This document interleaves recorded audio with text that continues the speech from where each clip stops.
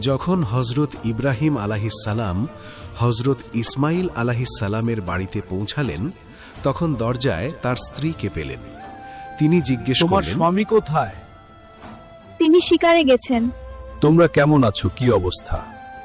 আমাদের কাছে খাওয়া দাওয়ার কিছুই নেই। তিনি শুধু শিকার করতে যায়, কিন্তু সেরকম কিছু নিয়ে আসে না।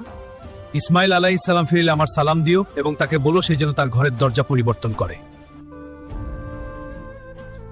একজন মুসাফির এসেছিলেন।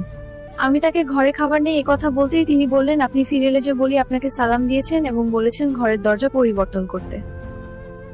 যাও, তোমার যা জিনিসপত্র আছে সব গুটিয়ে নিয়ে এই বাড়ি থেকে চলে যাও, তোমাকে তালাক দিয়ে দিলাম। কিছুদিন পর হজরত ইব্রাহিম আলাহিসাল্লাম আবার এলেন। এবার হজরত ইসমাইল আলাহিসাল্লামের নতুন স্ত্রী দরজায় এলো। তিনি তোমার জিজ্ঞেস স্বামী করলেন, কোথায়? তিনি শিকারে গেছেন, আল্লাহর শুকুর আমরা সম্পূর্ণ ভালো আছি। ভিতরে আসুন, দুধ ও গোস্ত খান বাবা। আলহামদুলিল্লাহ। ইসমাইল আলাইহিস সালাম ফিরে এলে আমার সালাম দিও এবং বলো এখন তোমার ঘরের দরজা ঠিক আছে। জি আব্বা।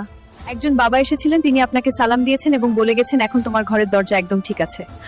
তিনি আমার পিতা হযরত ইব্রাহিম আলাইহিস সালাম ছিলেন। বন্ধুগণ, এই ঘটনার মধ্যে একটি গভীর বার্তা লুকিয়ে আছে। ঘরের আসল দরজা কাঠির হয় না, ঘরের আসল দরজা হলো স্ত্রীর আখলাক, চরিত্র ও ব্যবহার। ভিডিওটি ভালো লাগলে একটি লাইক ও চ্যানেলটিকে সাবস্ক্রাইব করে দিন, আলো ছড়িয়ে দিন।